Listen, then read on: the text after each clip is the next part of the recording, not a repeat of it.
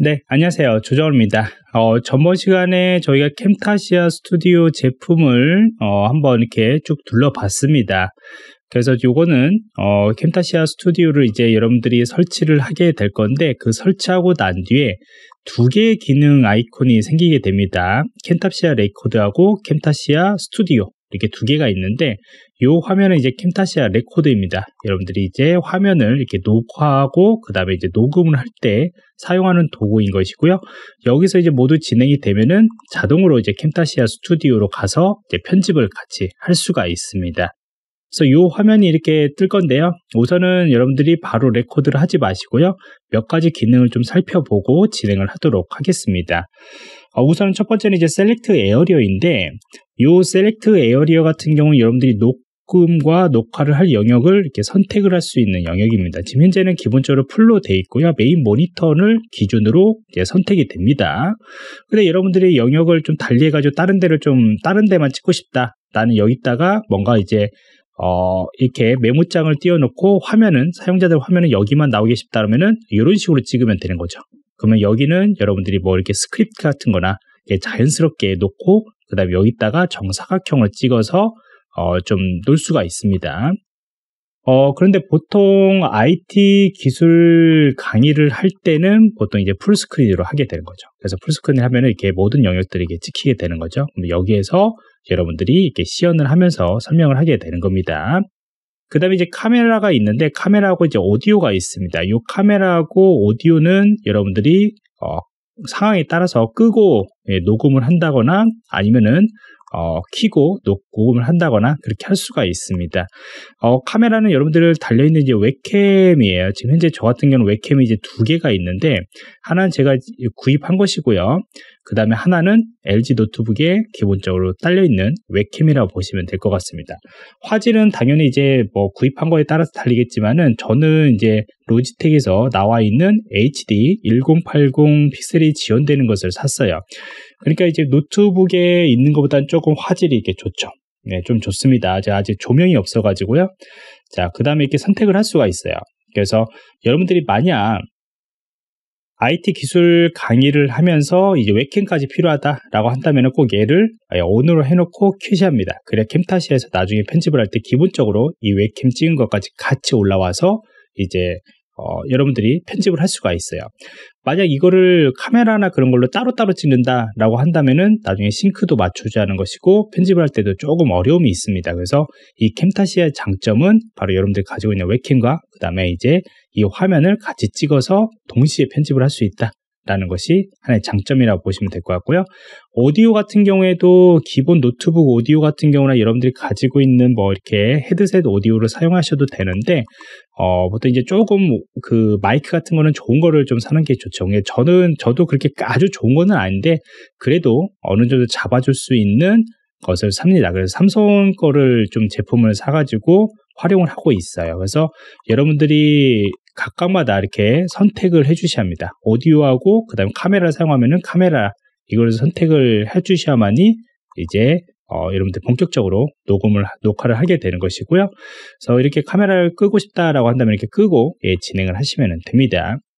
자, 그 다음에 이제 다른 것들은 크게 건들 것은 없는데, 툴즈에 보시면은 여기에 이제 옵션 정보들이 있어요. 이 옵션 정보가 좀 중요한데, 레코드를 어느 형태로 할 것이냐, 바로 이제 레코드를 하고 난 뒤에 AVI로 바로 인코딩 형식으로 가져오는 분들도 있고요. 아니면 이제 TRC 방식으로 있습니다. TRC가 바로 이제 캠타시아 쪽에서 작업 프로젝트의 확장명이에요. 보통 요걸로 그냥 두고 합니다. 요걸로 하고 캠타시아의 스튜디오에서 바로 불러와서 편집을 할 수가 있고요. 그 다음에 저도 이제 서울 디지털대학교 같은 경우나 여러 군데서 이제 온라인 강의, 대학교 온라인 강의 쪽에서 이제 녹화를 하게 되는 건데, 녹화를 할 때 보통 편집자들이 캠타시아를 많이 사용을 해요. 이게 화면 안에 있는 것들, 그 시연하는 것들은 캠타시아가 예전부터 많이 사용을 했기 때문에 그런 거예요. 프리미어를 사용하시는 분들은 저를 이제까지 거의 보지를 못했어요. 그래서 강사들이 이 화면 캡처를 할 때도 바로 이제 캠타시아 쪽에를 주고, 요거를 주고 요거를 찍으라고 합니다. 그랬을 때 이제 TRC라는 걸로 여러분들이 그런 파일을 주시면 돼요. 그럼 얘가 거의 원본 파일이라고 보시면 됩니다. 그래서 이렇게 저장이 된 걸 주면은 이제 그 편집자들이 편집을 하고 난 뒤에 MP4 같은 경우는 AVA 파일로 인코딩을 해가지고 최종적으로 여러분들한테 이제 올려주는 거죠. 강의를 올려주게 되는 겁니다. 그래서 여기에 저장이 됩니다. 여기에 저장이 돼요. 그래서 여러분들이 찾을 때 헷갈리지 않게 하기 위해서는 이 폴더를 여러분들이 이제 영상 쪽에 있는 폴더 따로에다가 이렇게 설정을 해주시고 그쪽으로 계속 다 저장이 되도록 만드시는 것도 좋은 방법이겠죠. 인풋 같은 경우는 이제 비디오하고 오디오 정도의 그런 프레임인데 프레임을 좀 높여도 상관이 없죠. 조금 더 뭐 한다거나 아니면은 화질을 좀 낮추더라도 프레임을 좀 줄이겠다라고 한다면은 줄일 수가 있는 것이고요. 마이크의 정도, 수준 정보들을 여러분들이 좀 체크를 하고 싶다면은 여기에서 좀 설정을 해주시면 되는데 사실 그렇게 많이 사용하지는 않아요.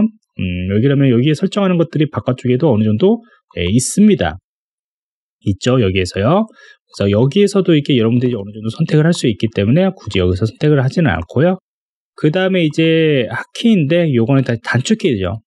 여러분들이 만약 여기서 단축키를 하고 싶다라고 한다면 이게 듀얼 모니터라면은 어떤 단축키를 사용하지 않고 그냥 한쪽 화면에서 만약 이걸 퓨즈를 한다거나 잠시 중단을 한다거나 아니면 스탑을 한다거나 아니면 요것들을 이제 다시 찍고 싶으면 이제 딜리트를 하게 되는 건데 이런 것들을 할 때는 여러분들이 다른 모니터가 있으면 그냥 마우스 클릭하시면 되는데 그 모니터가 하나다라고 한다면 어느 정도 단축키를 여러분들이 알고 계시면 좋아요. 그래야만이 이제 제일 마지막 끝날 때 헤매지 않거든요. 그냥 단축키 눌러서 바로 꺼버리거나 이제 캠타시아로 보내거나 이렇게 하시면 됩니다. 그래서 뭐 다른 것들도 지금 현재 보면 이펙트가 있는데 사실 저는 이런 것들은 크게 사용하지는 않아요. 크게 사용하지는 않습니다. 뭐 캡션 같은 걸 중간에 이렇게 좀 넣고 싶다라고 한다면 미리 캡션 같은 걸 여기다가 넣으시면 되고 그 다음에 이제 뭐 마우스 사운드나 그런 것들을 좀 할 때는 클릭 다운이나 클릭 같은 경우도 어느 정도 여러분들이 설정을 할 수 있지만은 저는 여기서 그렇게 설정하지는 않습니다. 그래서 여러분들이 그 녹화하고 녹화를 할 때 여러분들이 알고 계셔야 하는 것은 제가 금방 이야기했던 셀렉트 에어리어, 그 다음 레코디드 인풋 요 정도 선택하는 거, 그 다음에 요거는 그대로 두고 여러분들이 사용하셔도 된다. 아니면은 좀 더 폴더를 바꾸고 싶다라고 한다면 이쪽에서 바꾸시고 이제 레코드를 하시면 됩니다. 그래서 레코드를 여러분들이 하시고요. 그 다음에 요것들을 스탑을 하시면은 자동으로 캠타시아 편집기로 넘어가시게 될 겁니다. 그러면 거기서부터 제가 다시 한번 설명을 드리도록 할 것이고요. 그 다음에 중요한 게 하나가 있습니다. 바로 이제 해상도 문제인데 여러분들이 보통 찍을 때 해상도를 그냥 그대로 둔 상태에서 찍어요. 근데 보통 저희가 아까 디지털 대학교 같은 경우나 IT 강의를 쫄 때는 1024의 768 정도나 아니면은 제가 지금 현재 해상도가 가지고 있는 것이 디스플레이 여러분들이 설정을 가셔서 여기 보시면은 해상도를 제가 1280에 720으로 했잖아요.